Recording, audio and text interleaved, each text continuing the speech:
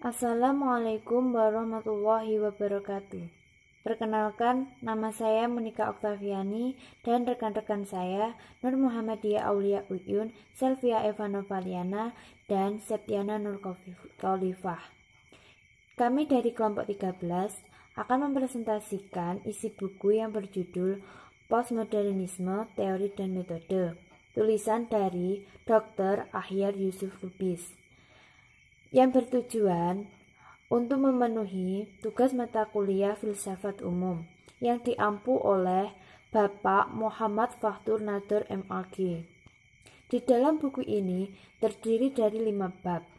Bab pertama, memahami ilmu pengetahuan dan kebudayaan dari paradigma postmodern. Bab kedua, dekonstruksi sebagai metode penelitian sosial budaya radikal. Bab ketiga, metode arkeologi, genealogi, dan kuasa wacana pada Michel Foucault. Bab keempat, sosiologi kultural dan metodologi struktural konstruktif Pierre Felix Bord. Bab kelima, strukturalis Anthony Giddens, satu analisis metodologi. Bab keenam, memahami fenomena sosial budaya melalui kacamata Jean Baudrillard. Bab 1. Memahami ilmu pengetahuan dan kebudayaan dari paradigma postmodern. Sejak tahun 1980-an, penggunaan istilah postmodern dalam dunia ilmiah sudah umum digunakan. Ciri-ciri dari kondisi masyarakat postmodern. 1.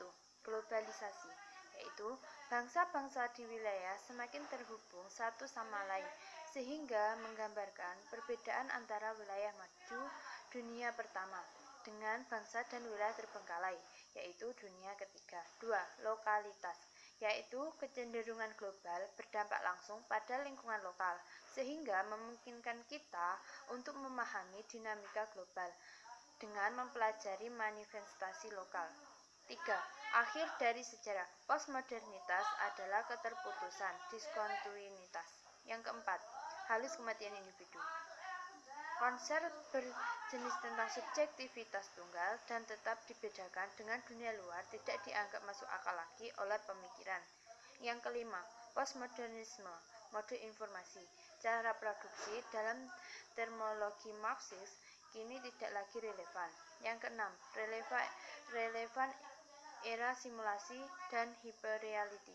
Jean Baudrillard 1983 menyatakan bahwa apa yang disebut dengan realitas sekarang tidak stabil dan tidak dapat dilacak dengan konsep ilmiah tradisional.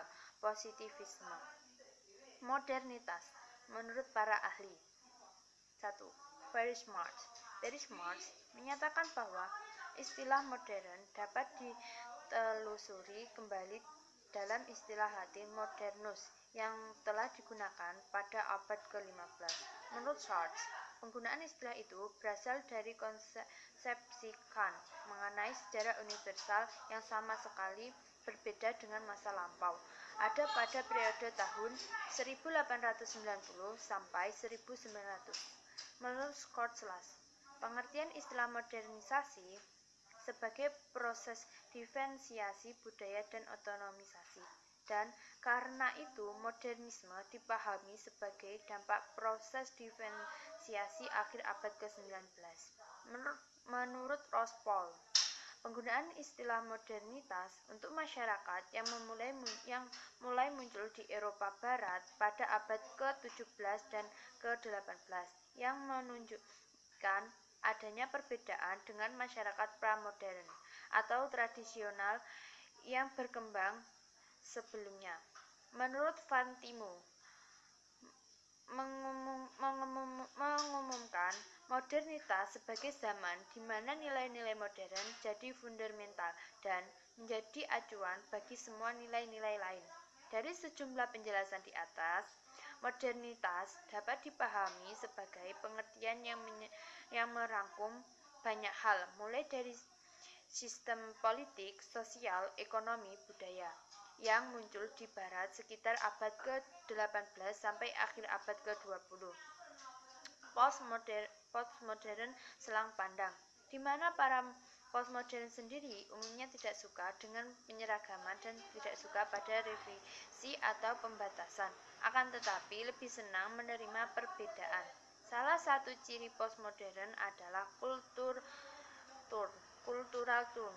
Maksudnya, dalam postmodern, para dominan budaya menggantikan peran ekonomi yang begitu kuat dalam pandangan modern yang berwujud dalam dua kubu besar yang cenderung bertentangan antara pendukung sosialisme dan kapitalisme. Dengan kata lain, postmodern lebih menekankan peran budaya termasuk ilmu pengetahuan daripada ekonomi, seperti dikemukakan pemikiran Marxis. Jika pemikiran Marxis cenderung menggunakan kapital ekonomi saja, maka Pierre Bourdieu, salah seorang postmodernisme, menggeser peran kapital ekonomi menjadi kapital budaya sebagai kapital yang lebih penting pada era sekarang ini. Masyarakat post-industri atau postmodern. Menurut Peel, pada masyarakat pra-industri, orang menyerap segala sesuatu dari alam. Masyarakat hidup dari alam. Masyarakat post-industri yang digunakan Peel tersebut sering disebut oleh ahli lain dengan masyarakat postmodern. Masyarakat dan budaya postmodern. Postmodern tidak mempercayai pandangan fundasionalisme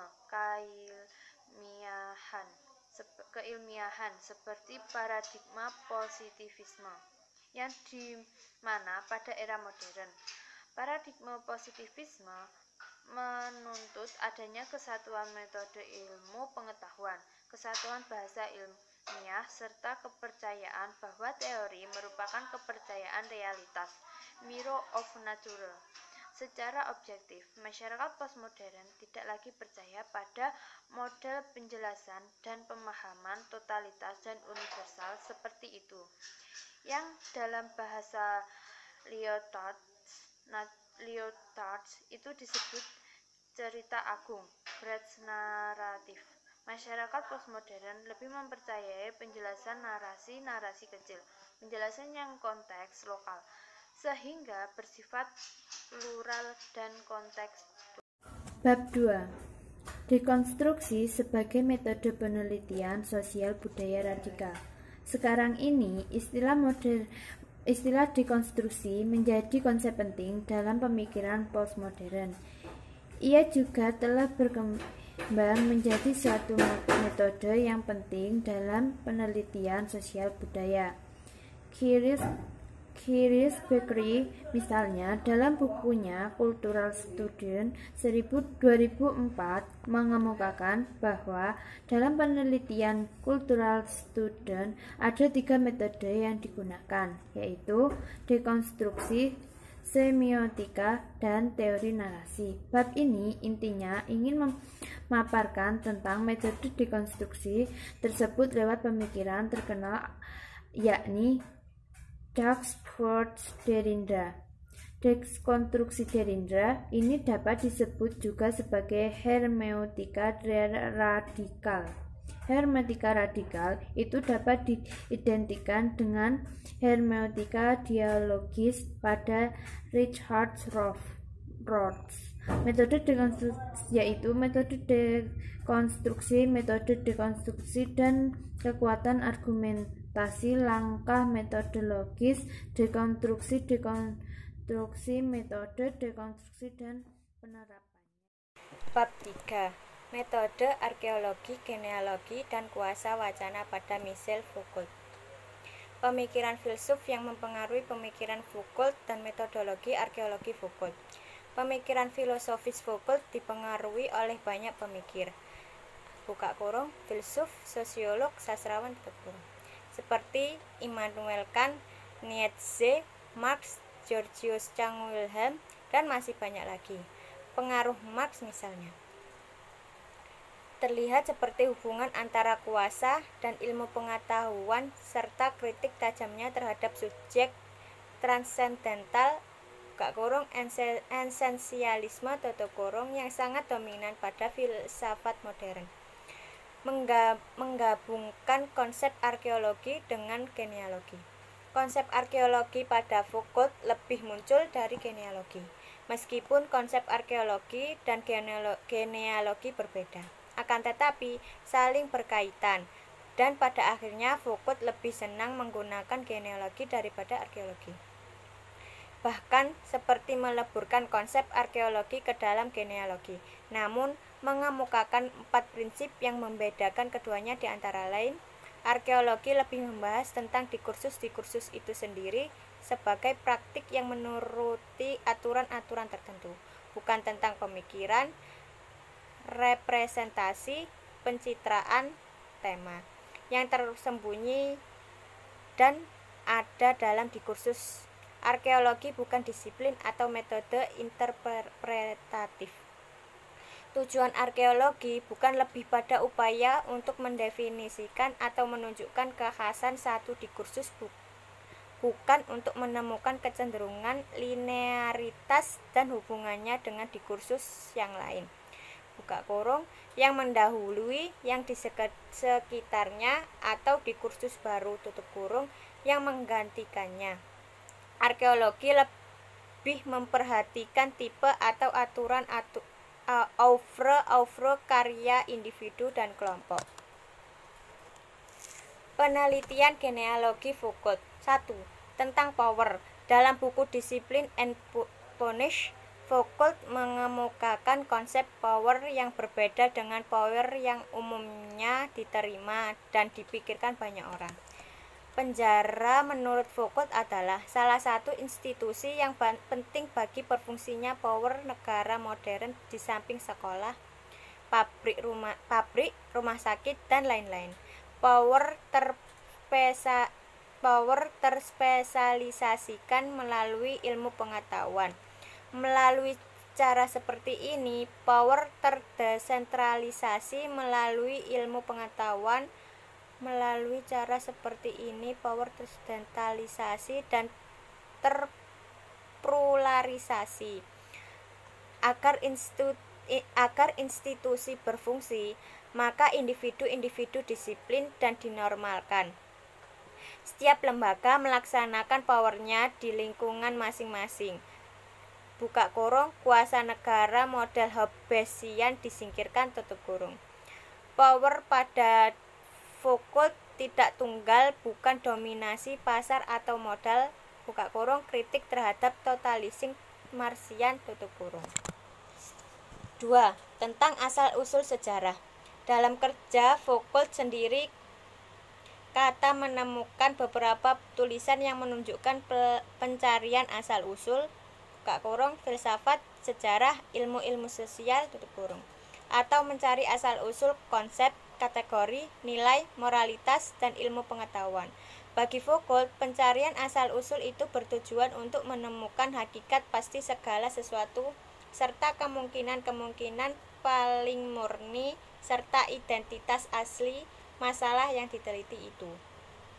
Foucault melakukan pencarian asal-usul bukan untuk menemukan identitas asli atau teori universal dan mutlak, akan tetapi justru sebaliknya, dengan mengamati atau menelusuri sejarah asal-usul tentang kegilaan, tentang penjara, tentang seksualitas dalam kehidupan nyata. Berarti kita meninggalkan metafisika, sehingga pencarian asal-usul itu genealogi menemukan sesuatu yang sungguh-sungguh berbeda dengan asumsi kita sebelumnya. Peneliti asal-usul itu bukan untuk menemukan rahasia dan esensi yang abadi, metafisika, akan tetapi satu esensi yang membuktikan bahwa sejarah benda-benda itu tidak memiliki esensi, anti-esensialisme. 3. Tentang tubuh.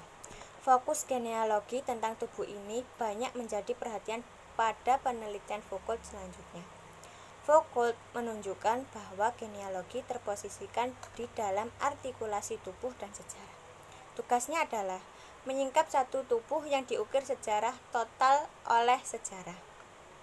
Gagasan Foucault mengenai tubuh ini melahirkan inspirasi bagi pemikir atau tokoh feminis seperti Elizabeth Grosz dalam Volatile Bodies Toward a Corporeal feminisme. Pada kajian soal budaya kontemporer, kajian tentang tubuh menjadi pembahasan yang menarik minat para ilmuwan. 4. Wacana dan kuasa wacana. Tentang kekuasaan, menurut Foucault, kekuasaanlah yang selama ini menjustifikasi sesuatu itu benar atau salah. Kebenaran merupakan hasil dari kekuasaan dan pengetahuan itu sendiri. Kekuasaan menghasilkan kebenaran subjektif karena melibatkan pengetahuan, maka kebenaran tersebut menjadi bersifat disipliner. Dari situ, ia ingin menyimpulkan bahwa setiap masyarakat memiliki politik kebenarannya sendiri-sendiri.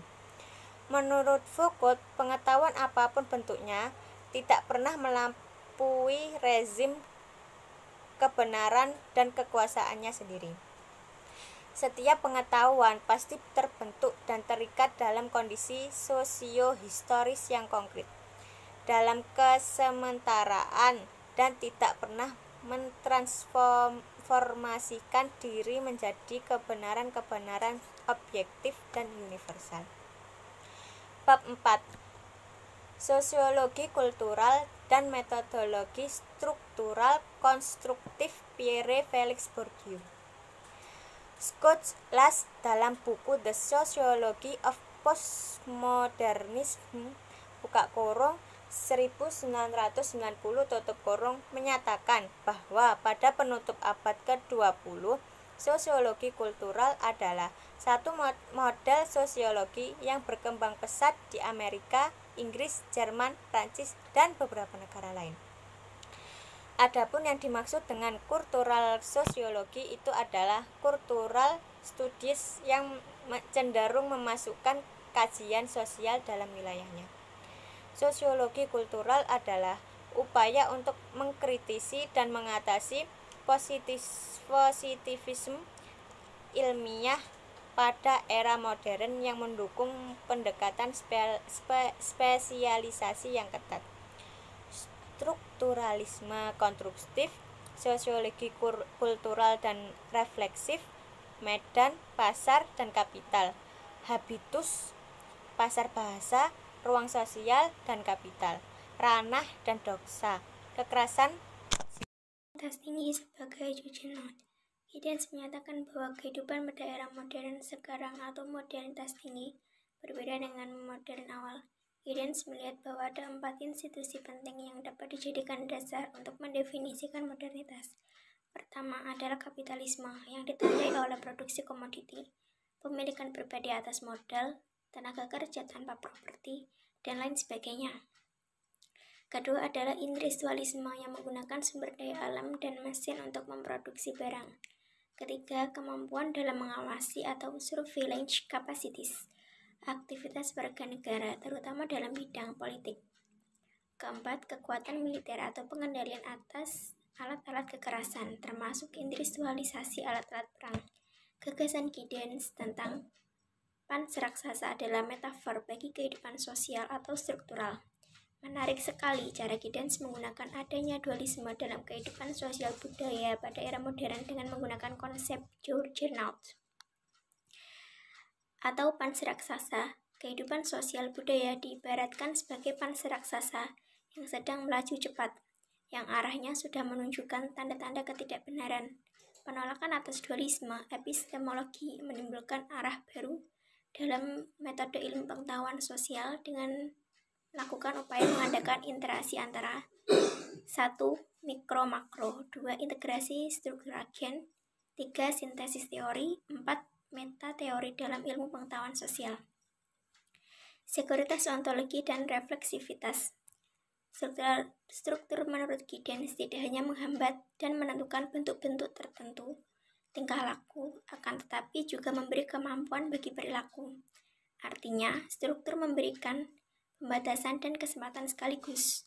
Giddens menyebut kondisi eksistensial ini dengan sekuritas ontologi, Ownes 2009, 250. Sekuritas ontologis dapat diwujudkan melalui perkawinan, kehidupan keluarga, kehidupan di tempat kerja, dalam komunitas. Semua ini memerlukan kenyamanan dan stabilitas.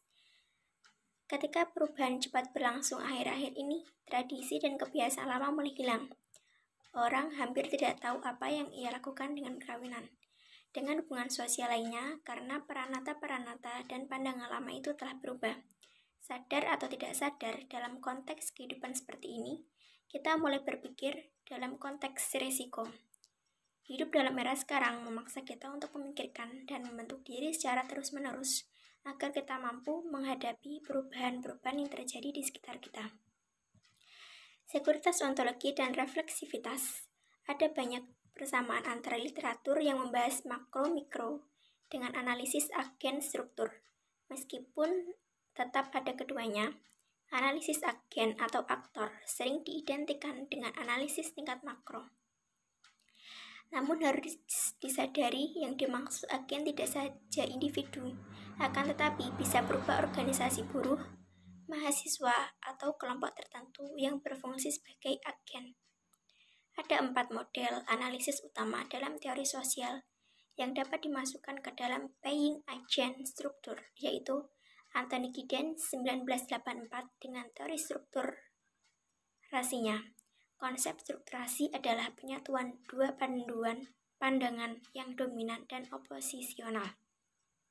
Margaret Archer 1982 juga menolak ego dan struktur sebagai dualitas, tetapi sebagai dua hal yang dipisahkan atau dengan yang lainnya. Pierre Bourdieu mengemukakan istilah yang berbeda dengan yang dikemukakan oleh Giddens dan Archer. Teori kritis atau critical theory, Jürgen Habermas, dapat juga disebut sebagai satu teori yang masuk dalam fokus agen struktur. Sintesis teoritis. Pada tahun 1990-an, sintesis teori Giddens mulai menonjol. Sintesis antara 2 atau lebih teori sosiologi itu dapat dilihat antara fungsionalisme struktural dengan interaksionisme simbol. Meskipun upaya sintesis sudah terjadi sebelumnya, sebagaimana dikemukakan Helmut dan Stewart 1994, akan tetapi ada yang membedakan sintesis yang lama dengan yang baru. Antara lain, pertama, sintesis yang dilakukan yang luas dan tidak terbatas pada sintesis yang terpisah-pisah. Kedua, sintesis yang bertujuan memadukan pemikiran teoritis yang sempit dan tidak mentensiskan teori sintesis yang besar yang meliputi semua teori sosiologi. Pendekatan dan hubungan dialektis. Pandangan strukturalistik adalah pandangan yang melihat bahwa individu atau agen, aktor, tidak mungkin mengambil tindakan efektif yang terlepas dari struktur. Individu dianggap hanya sebagai pelaksana struktur, bukan sebagai pembentuk atau penentu sejarah. Individu hanya dianggap sebagai pelaku atau aktor yang sepenuhnya ditentukan oleh sutradara. Pluralisme didasarkan atas pandangan sifat kekuasaan yang tersebar, sehingga mustahil bagi satu kelompok atau kepentingan untuk mendominasi masyarakat. Politik dilihat sebagai ilmu yang berupaya mengatasi dan memecahkan berbagai kepentingan yang saling bertentangan itu. Jadi, analisis politik terfokus pada analisis tentang kelompok. Jika kelompok belum memiliki akses pada kekuasaan, itu disebabkan kelompok itu belum berupaya secara maksimal, atau karena kepentingannya tidak terancam. Kritikan terhadap teori strukturasi Giddens. Giddens dikritik oleh beberapa ahli teori sosial politik seperti Taylor 1993, Archer 1996, maupun Leider 1997. Mereka mengkritik pandangan Giddens yang menyatakan bahwa struktur agensi saling berkaitan dengan satu hal yang sama. Upaya pemanduan ini oleh Archer disebut sebagai central conflation atau peleburan sentral. Keduanya dilebur paksa sehingga perbedaan antara keduanya menjadi tidak berarti. Peleburan paksa ini berdampak pada kesulitan untuk meneliti bagaimana sesungguhnya dialektika struktur dan agensi. Leider mengajukan kritik dengan menyatakan pemanduan itu tetap menjadi fokus atau perhatian pada praktik sosial, namun menjadi buruk karena hilangnya sifat independensi struktur dan agensi dalam analisis. Akibatnya hubungan antara keduanya tidak terlacak. Later 1997-247. Bab 6. Memahami fenomena sosial budaya melalui kacamata Jean Baudrillard. Komoditas, nilai, dan nilai simbolik. Komoditas memiliki karakter yang sanggup memenuhi kebutuhan manusia maupun karakter sosial yang digunakan untuk mengekspresikan relasi-relasi eksploitatif di antara orang-orang sebagai relasi antara objek-objek, bukan subjek dengan subjek. Barang-barang konsumsi merupakan sistem kode atau tanda yang bekerja sama, sehingga tidak ada objek-objek khusus yang dipahami di luar sistemnya. Satu objek baru mulai menjadi objek konsumsi jikalau tidak lagi ditentukan oleh 3 hal sebagai berikut. Yang pertama, tempat objek di dalam siklus produksi. Yang kedua, kegunaan fungsional objek. Yang ketiga, makna simbolis objek. Baudrillard membahas tentang nilai guna, nilai tukar, serta batas keduanya, dan kemudian ia mengajukan konsep simbolik dan objek tanda ke kategori objek. Artinya, objek memiliki nilai tanda dan nilai simbolik. Kemudian ia mengemukakan 4 macam logika yang masing-masing berbeda. Yang pertama, logika operasi praktis yang sesuai dengan nilai guna. Yang kedua, logika kesetaraan yang sesuai dengan nilai tukar. Yang ketiga, logika kemenduaan yang sesuai dengan pertukaran simbolik. Dan yang keempat, logika perbedaan yang sesuai dengan nilai tanda. Masing-masing logika ini bisa dirangkum sebagai suatu yang terkait dengan kegunaan pasar, hadiah, dan status. Pada logika kegunaan, objek menjadi instrumen.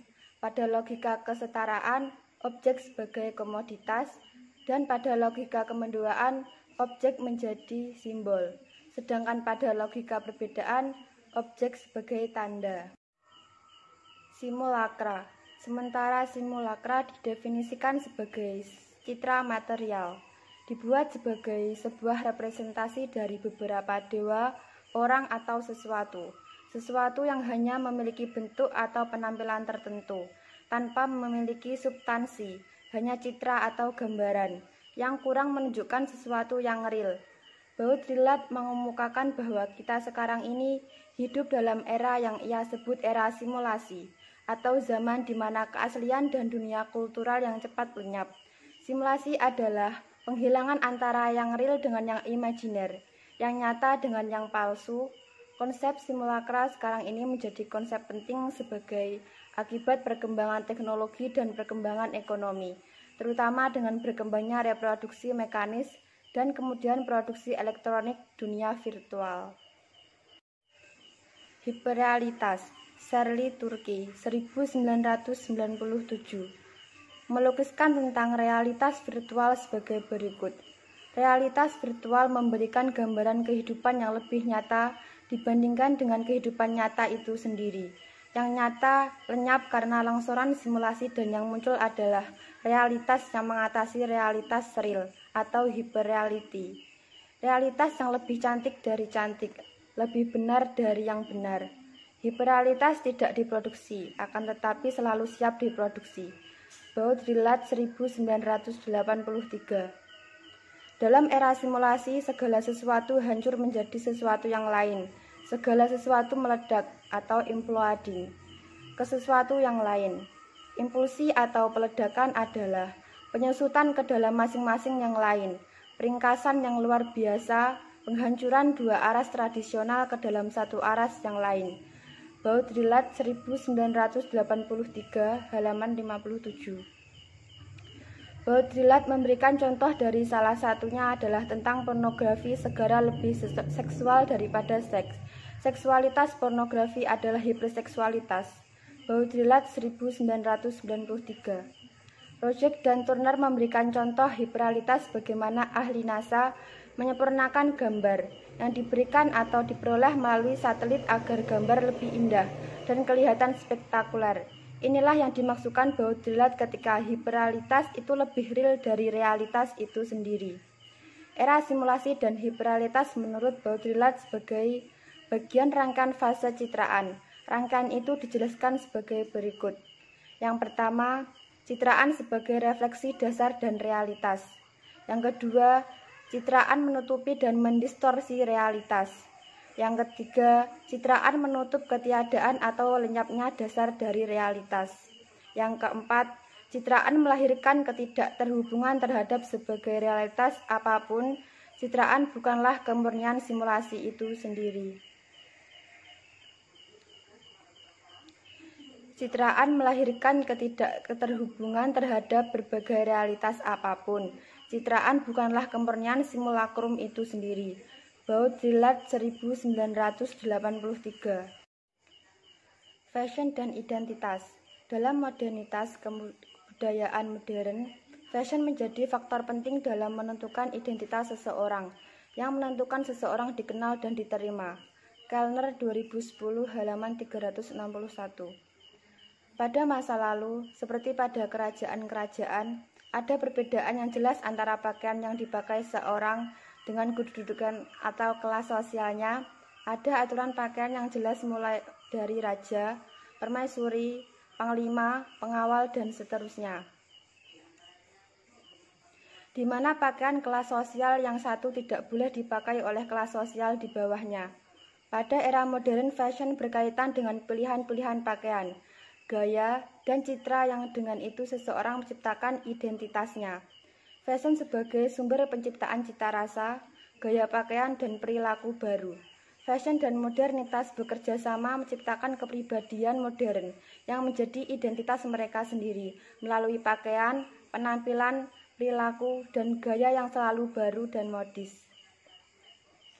Konsep baru teori sosial, politik, dan budaya.